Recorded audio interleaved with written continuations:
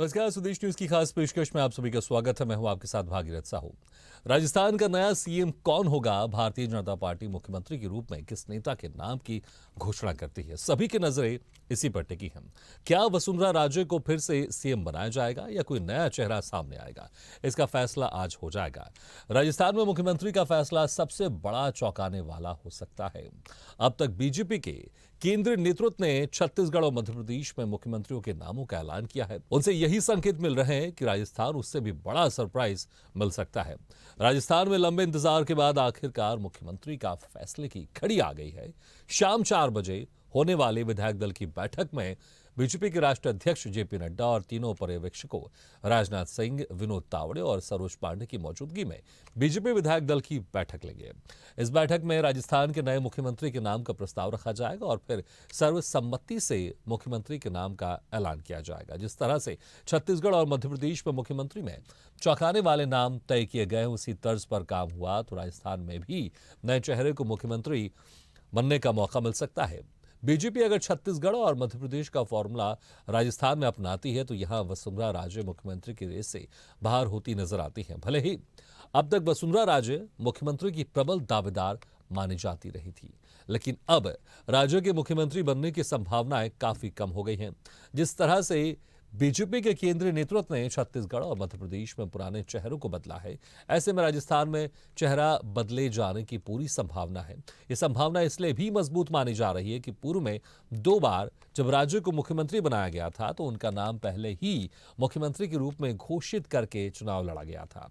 इस बार बिना किसी सीएम फेस के चुनाव लड़ा गया, लेकिन अभी तक चर्चा में आए दावेदारों के अतिरिक्त दिया कुमारी, कर्नल राज्यवर्धन सिंह राठौड़, वासुदेव देवनानी, भजनलाल शर्मा और सीपी जोशी को भी सीएम की कुर्सी पर जगह मिल सकती है। ऐसे में सवाल यही है कि आखिर किससे मिलेगी राजस्थान की कमान, और इसी पर हम खास चर्चा करेंगे क्योंकि मध्य प्रदेश की बात करें तो कल मुख्यमंत्री का ऐलान हो गया। उसके एक दिन पहले छत्तीसगढ़ में कौन बनेगा मुख्यमंत्री, इसका भी फैसला हो चुका है। और आज अब बारी है राजस्थान की कि राजस्थान में कौन बनेगा मुख्यमंत्री। इसको लेकर पर्यवेक्षक भी पहुंच चुके हैं और 4 बजे विधायक दल की बैठक होगी। उसके बाद तय होगा, मुख्यमंत्री के नाम पर मुहर लगेगी कि कौन होगा राजस्थान का मुख्यमंत्री। तो फैसले की घड़ी और किसको कमान। चलिए इसी पर हम खास चर्चा करते हैं। चर्चा करने के लिए जो मेहमान हमारे साथ मौजूद है मैं उनका आप लोगों से तारुफ करें। तो हमारे साथ है आनंदपाल सिंह तोमर जी, जो कि वरिष्ठ पत्रकार है राजस्थान से, और निरंजन परियार, राजनीतिक विश्लेषक राजस्थान से। आप दोनों मेहमानों को बहुत बहुत स्वागत है हमारे इस खास चर्चा में। सबसे पहले आनंदपाल सिंह जी, क्या लग रहा है जिस तरह से छत्तीसगढ़ में और मध्य प्रदेश में मुख्यमंत्री का चयन हुआ है, क्या उसी की तरह राजस्थान में भी कोई ऐसा नाम होगा जो बड़ा चौंकाने वाला होगा? क्योंकि मध्य प्रदेश की बात करें, कई बड़े बड़े नामों का जिक्र चल रहा था, लेकिन एक आम नाम ऐसे निकलकर सामने आए जिनके ऊपर चर्चा हो ही नहीं रही थी। क्या राजस्थान में भी ऐसे कोई चौंकाने वाला फैसला लेगी बीजेपी? बिल्कुल, राजस्थान में भी कुछ ऐसा ही होने वाला है। हालांकि मुख्यमंत्री पद के लिए जो सबसे प्रबल दावेदार यहाँ पूर्व मुख्यमंत्री वसुंधरा राजे जी हैं, वो अभी भी अपने आप को दौड़ से पीछे नहीं मान रही है। उन्होंने आज राजनाथ सिंह जी के एयरपोर्ट पे पहुंचने पर उनका स्वागत किया। वो अभी भी होटल ललित में मौजूद हैं, राजनाथ सिंह जी से मंत्रणा कर रही हैं। तो वो अपने आप को अभी भी दौड़ में पीछे नहीं मानती। साथ ही कुछ विधायक भी उनके नाम की, जैसे कि कल मध्य प्रदेश में किसी विधायक ने किसी नेता का नाम नहीं लिया था कि कौन हमारा मुख्यमंत्री होगा, लेकिन राजस्थान के अंदर अब भी कुछ विधायक हैं जो अपना नेता और अपना मुख्यमंत्री वसुंधरा राजे को मानते हैं। तो राजस्थान में ऐसा एक तरफा कोई चौंकाने वाला नाम नहीं आएगा। जो नाम चल रहे हैं उनमें से ही कोई एक नाम आएगा। बिल्कुल, जो नाम चल रहे हैं उनमें से एक नाम आएगा, लेकिन देखना होगा क्योंकि बीजेपी का केंद्रीय नेतृत्व अक्सर बड़ा चौंकाने वाला फैसला लेता है। ये अक्सर हमने देखा। निरंजन परियार जी, आपको क्या लगता है, क्या कोई चौंकाने वाला नाम नहीं होगा या फिर जिन नामों को लेकर चर्चा हो रही है उन्हीं में से कोई एक नाम होगा? और सबसे क्या प्रबल दावेदार वसुंधरा राजे सिंधिया ही है मुख्यमंत्री पद के लिए? निरंजन जी, आपको मेरी आवाज सुनाई दे रही है? निरंजन जी, आप मुझे सुन पा रहे हैं? चलिए, लगता है कि हमारी आवाज उन तक नहीं पहुंच पा रही है। हम दोबारा उनसे संपर्क साधने की कोशिश करेंगे। हम दिखाई तो दे रहे हो हमें वीडियो कॉल में, लेकिन उनकी आवाज, हमारी आवाज उन तक नहीं पहुंच पा रही है।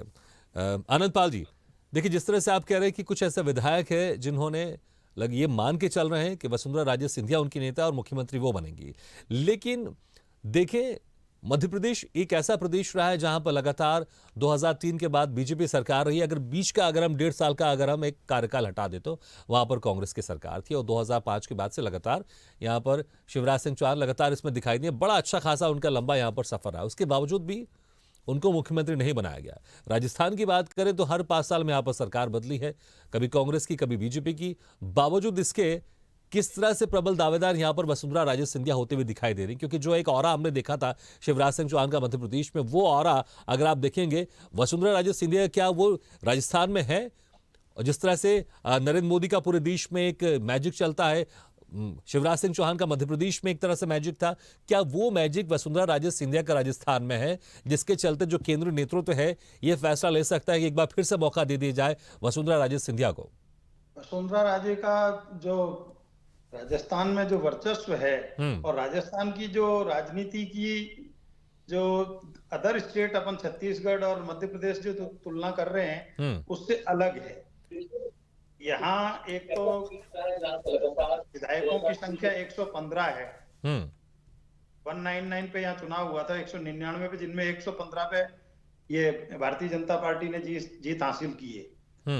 कहा यह जा रहा है कि 40 से 45 विधायक अब भी वसुंधरा जी के संपर्क में हैं और वो उन्हें मुख्यमंत्री बनाने पर अड़े हुए। इस कारण से इतना बड़ा कोई चौंकाने वाला नाम आए ये मैं नहीं मानता। इसलिए ये है कि हाँ, ये जरूर है कि अगर मान लो वसुंधरा राजे जी को ये लोग अभी जैसे मंत्रणा चल रही है समझाए हैं कि भाई आप इस बार आप नहीं, आपका कोई आशीर्वाद जिसके ऊपर हो आप उसे बता दो, तो आला कमान की भी बात रह जाए, इनकी भी बात रह जाए, ये वाला फार्मूला यहाँ काम कर सकता है। अगर ये फार्मूला यहाँ नहीं अपनाया गया तो राजस्थान के अंदर कुछ भी हो सकता है। अगर देखें छत्तीसगढ़ में जब विष्णुदेव साय बने, रमन सिंह के करीबी माने जाते हैं। यहाँ की अगर बात कर ले मोहन यादव की, वो भी एक गुड बुक में शिवराज सिंह चौहान के हैं, इसमें कोई शक नहीं है। तो जो पहले से पूर्व मंत्री रहे थे, पूर्व मुख्यमंत्री रहे, उनके खासी करीबियों को मौका दिया गया दोबारा। आप भी कह रहे थे कि जिनका आशीर्वाद वसुंधरा राजे का हो उनके ऊपर, उनको मुख्यमंत्री बना दिया जाए। लेकिन क्या इसके लिए वसुंधरा राजे सिंधिया तैयार होंगी? और अगर उनका नाम सामने नहीं आता है तो दूसरा और कौन है प्रबल दावा जिनका नाम सेकंड पोजीशन में चल रहा है? अगर वसुंधरा राजे सिंधिया नहीं तो सेकंड पोजीशन में कौन है? सेकंड पोजीशन में अभी तक मैं गजेंद्र सिंह शेखावत को मानता हूं, क्योंकि केंद्रीय नेतृत्व ने उनको पूरे चुनाव की जो कमान है प्रदेश अध्यक्ष के पास तो थी, सीपी जोशी के पास में, लेकिन गजेंद्र सिंह शेखावत को जिस तरह पूर्वी राजस्थान, दक्षिणी राजस्थान और पश्चिमी राजस्थान में जिस तरह से उनके ताबड़तोड़ दौरे कराए गए थे, जिस तरह से उनकी सभाएं कराई गई थी, जिस तरह से उनको आला कमान का जिस तरीके से भरोसा प्राप्त था, उस आधार पे मैं ये कह सकता हूं कि गजेंद्र सिंह शेखावत भी राजस्थान के मुख्यमंत्रियों में प्रबल दावेदार हैं और उन्हें भी मुख्यमंत्री बनाया जा सकता है। ठीक है, निरंजन जी भी हमारे साथ जुड़ गए। निरंजन जी, आपको मेरी बात सुनाई दे रही है? जी, सुनाई दे रही जी। निरंजन, आपको क्या लग रहा है कि कौन होगा राजस्थान का मुख्यमंत्री? देखिए, मैं आनंदपाल सिंह जी की बात से बिल्कुल सहमत हूँ कि मुख्यमंत्री की रेस में नंबर 1 तो वसुंधरा राजे है, जो सबको दिख भी रही है और खुद सोच भी रही है और कोशिश भी कर रही है।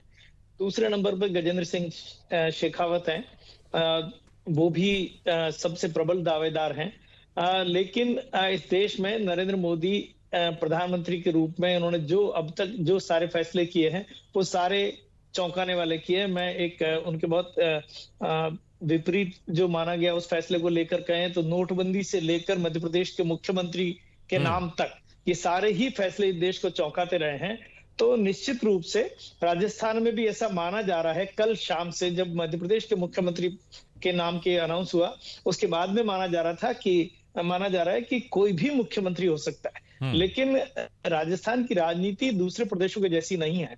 राजस्थान की राजनीति बहुत किनारे पर बैठी हुई राजनीति है, जहां पर बहुमत इतना बड़ा भी नहीं है। इसलिए नेता तो कोई सक्षम चाहिएगा। फिर दूसरी सबसे बड़ी बात यह भी है कि राजस्थान का जो राजनीतिक कल्चर है वो बहुत बिखराव वाला है। उसको एक करने के लिए जातिगत समीकरण, सामाजिक समीकरण, क्षेत्रवार समीकरण, ये सारे बिठाने के लिए ऐसा कोई मजबूत और प्रबल और प्रभावशाली जो राजनीति के चाहिएगा, जिसके बस में यहाँ की प्रशासनिक मशीनरी भी हो, यहाँ की राजनीति भी हो, यहाँ की स्थानीय राजनीति की समझ भी हो और वो केंद्र के साथ में अपने रिश्तों को संभालते हुए भी चल सके। फिलहाल इन सारे मामलों को देखें तो कम से कम 5 ऐसे लोग हैं जो राजस्थान की राजनीति को बहुत गहराई से समझते हैं और इन सारे मामलों में उनका नाम सबसे ऊपर लिया जा सकता है। लेकिन नाम किसी का भी लेना, हमारी तरफ से किसी का नाम कहना वो मायने रखता नहीं, क्योंकि नाम निर्णय करता कोई और है, इम्प्लीमेंट करने वाले लोग कोई और है। राजस्थान की राजनीति नहीं, भारतीय जनता पार्टी की राजनीति में जिस तरह का एक चलन चल गया है पिछले कुछ सालों में कि जो कुछ कहा गया उसे मानना है, उसके अलावा उनका कोई मत व्यक्त करने का अधिकार लगभग राजनीति में समाप्त हो गया है, चुनी हुई राजनीति में ऐसा है।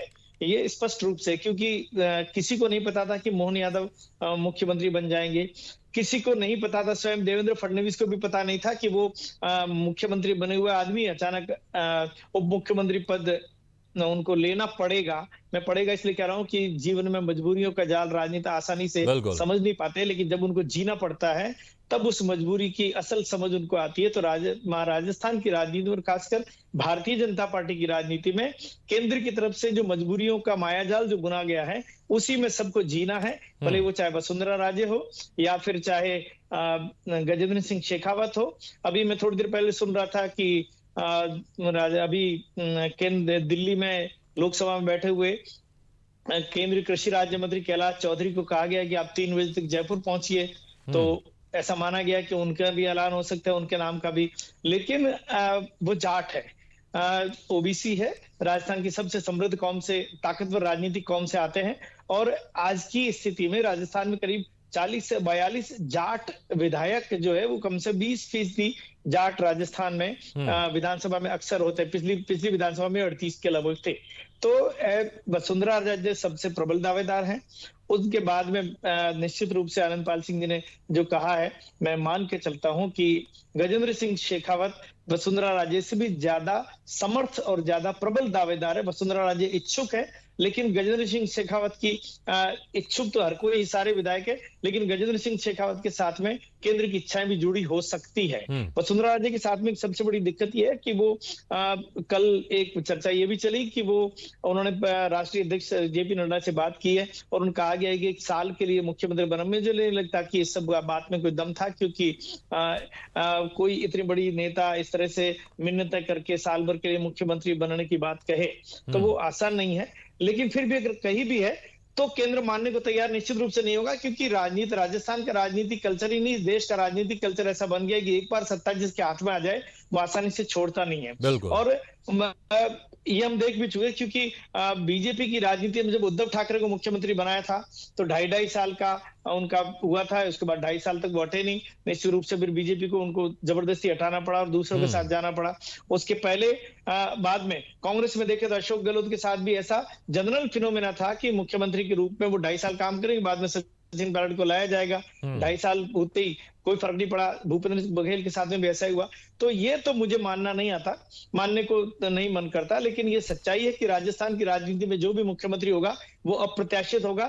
वसुंधरा राजे भी अब अगर अनाउंस होती है तो उनके बारे में निर्णय भी लगभग अप्रत्याशित ही माना जाएगा, क्योंकि राजस्थान की राजनीति अब लगभग चौंकाने वाले मोड में आ चुकी है। जो घंटे 2 घंटे का मामला है, 4.5-5 घंटे फैसला भी हो जाएगा। कुछ ही घंटे का वक्त बाकी है जब हमारे सामने वो नाम होगा कि राजस्थान का मुख्यमंत्री कौन होगा।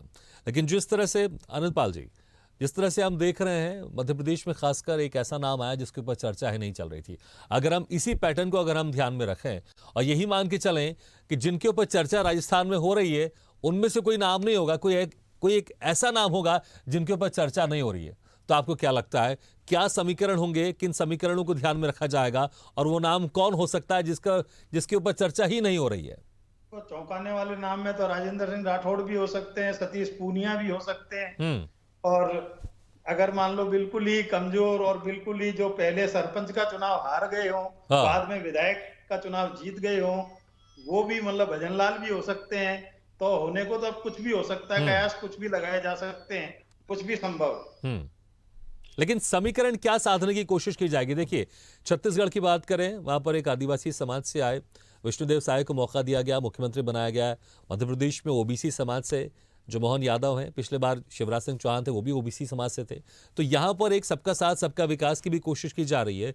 तो अगर हम देखें छत्तीसगढ़ में आदिवासी समाज, मध्य प्रदेश में ओबीसी समाज, तो यहाँ पर राजस्थान में क्या समीकरण साधने की कोशिश की जाएगी ताकि लोकसभा में भी इसका फायदा मिले? राजस्थान में आएगा तो जनरल का ही कोई भी उम्मीदवार आएगा तो जनरल या तो ब्राह्मण, राजपूत या वेस्ट समाज से, इन तीन में से।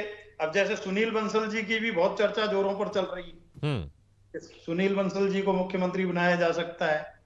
राजपूत समाज में गजेंद्र सिंह जी को, राजेंद्र राठौड़ को, इनको बनाया जा सकता है। अब यानी वो राजपाल सिंह शेखावत को भी बनाया जा सकता है, वो भी काफी सीनियर लीडर हैं। इसलिए ब्राह्मण समाज में जैसे सीपी जोशी जी खुद अभी प्रदेश अध्यक्ष हैं, वो भी बन सकते हैं। प्रदेश अध्यक्ष को भी बनाया जा सकता है, जैसे कि उनके होर्डिंग भी काफी लगे हुए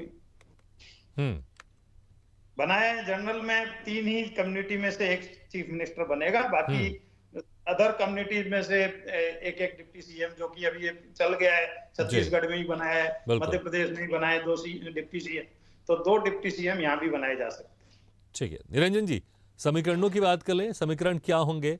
और अगर हम देखें नरेंद्र मोदी, अमित शाह, जेपी नड्डा, ये क्या सोच रहे होंगे इस वक्त? क्योंकि देखिए वो क्या सोच रहे होंगे वाकई ये सोचना तो बड़ा मुश्किल है, लेकिन अगर कोशिश की जाए कि वो क्या सोच रहे होंगे, क्योंकि लोकसभा चुनाव सामने है, कि ये तीनों की तिकड़ी या तीनों केंद्र जो बड़े नेता, अगर हम सोचें कि क्या सोच के क्या समीकरण बिठाना होगा राजस्थान में ताकि सभी को साथ लेकर एक अच्छी सरकार चल सके और भविष्य में भी इसका फायदा केंद्रीय नेतृत्व को मिले और लोकसभा चुनाव में तो जरूर मिले। देखिए, अनुमान लगाना तो बहुत मुश्किल है कि नरेंद्र मोदी क्या सोचते होंगे। आपने 3 नाम लिए, नरेंद्र मोदी, अमित शाह और जेपी नड्डा। पार्टी के अध्यक्ष जेपी नड्डा, गृह मंत्री अमित शाह है और प्रधानमंत्री नरेंद्र मोदी है। ये तीनों क्या सोचते होंगे? मुझे तो आमतौर पर ऐसा लगता है कि सोचते नरेंद्र मोदी है, कहते अमित शाह जी को है और इम्प्लीमेंट नड्डा जी से करवाते हैं। क्योंकि इन तीनों का भी आपस में कोई ऐसा नहीं कि कोई तीनों बैठ के फैसला लेकर उसके बाद में, ये ऐसी पार्टी नहीं है कि अब तक हम जिन पार्टियों को देखते आ रहे थे वैसा। यहाँ सोचा जाता है, कहा जाता है और करवाया जाता है। ये सिंपल फॉर्मूला इनका। तो नरेंद्र मोदी प्रधानमंत्री ने जो सोचा होगा, ऐसा मैं मानता हूं कि देखिए उत्तर प्रदेश, मध्य प्रदेश में उन्होंने ओबीसी चीफ मिनिस्टर दे दिया है, तो और आदिवासी वहां किया है छत्तीसगढ़ में, तो निश्चित रूप से यहाँ पर कोई सवर्ण या ऐसे जो बड़ी जातियां हैं उनमें से किसी को बनाया जाना चाहिए। लेकिन ये सब कयास हैं। वो क्या सोचते हैं, क्या कहते हैं, क्या करते हैं, क्या जानते हैं, वो कोई नहीं जानता। मैं राजस्थान पर्यटन विभाग है, राजस्थान पर्यटन का एक देश भर में, दुनिया भर में प्रचार चलता था। उसका एक टैग लाइन थी कि जाने क्या दिख जाए। तो मुझे ऐसा लगता है कि राजस्थान की राजनीति में भी जाने क्या हो जाए, ये अब बहुत अप्रत्याशित है और इसीलिए ऐसा माना जा रहा है कि कोई भी मुख्यमंत्री हो सकता है। कल देखिए, कल तक 10 नाम थे। मैंने पहले दिन से कभी भी दिया कुमारी को मुख्यमंत्री की रेस में कभी नहीं माना, लेकिन क्योंकि लोग वसुंधरा राजे एक महारानी को के बजाय दूसरी महारानी, आज तो मैंने सोचा कि बीकानेर की राजकुमारी जो विधानसभा में कुल मिला के 5 साल में 2-3 बार आई, उनका भी नाम चला दिया। लोगों ने कहा कि वो भी मुख्यमंत्री बन सकती है। ऐसा नहीं है। वो देश चलाने वाले जो लोग हैं वो अलग नजरिए से सोचते हैं। वो राजनीतिक, सामाजिक और वर्ग और इलाकों के हिसाब से सोचकर मुख्यमंत्री के लिए फैसला लेंगे। ओम प्रकाश माथुर, ओम बिड़ला, ये दोनों भी बहुत ऐसे नाम है, सीपी जोशी, ये 3 नाम ऐसे हैं जो बहुत डार्क हॉर्स जिनको कहा जा सकता है। लेकिन हम किसी भी नाम के पर नहीं पहुंच सकते अभी। बिल्कुल, सिर्फ चर्चा ही कर सकते हैं और हम चर्चा कर रहे हैं और चर्चा का हमारा समय भी पूरा हो चुका है। बहुत बहुत शुक्रिया आप दोनों मेहमानों का हमारे इस खास चर्चा में शामिल होने के लिए। तो कुछ ही घंटों का सिर्फ वक्त बाकी है जहां पर फैसले की घड़ी आ जाएगी और किसको कमान मिलेगा ये भी क्लियर हो जाएगी। लेकिन हैं बहुत सारे नाम। सबसे प्रबल दावेदार तो वसुंधरा राजे सिंधिया माने जा रही हैं। इसके अलावा अगर बात करें दिया कुमारी, कर्नल राज्यवर्धन सिंह राठौड़, वासुदेव देवनानी, भजनलाल शर्मा और सीपी जोशी, इसके अलावा भी और कई नाम हैं। और जिस तरह से हमने मध्य प्रदेश में कल एक नाम हमने मुख्यमंत्री के लिए सामने देखा कि अप्रत्याशित नाम था जिसके ऊपर चर्चा नहीं चल रही थी, हो सकता है यहाँ पर भी कोई एक ऐसा नाम सामने निकल कर आए जिसके ऊपर चर्चा ही नहीं हो रही है या जिसके ऊपर मीडिया बातचीत ही नहीं कर रहा है। देखना होगा क्या कुछ फैसले लेती है यहाँ पर केंद्रीय नेतृत्व। विधायक दल की बैठक 4 बजे शुरू हो जाएगी, उसके बाद कब तक नाम सामने आएगा देखने वाली बात होगी। फिलहाल इस हमारे खास चर्चा में इतना ही, लेकिन खबरों का सिलसिला लगातार जारी। आप देखते रहिए स्वदेश न्यूज, सबसे पहले देश।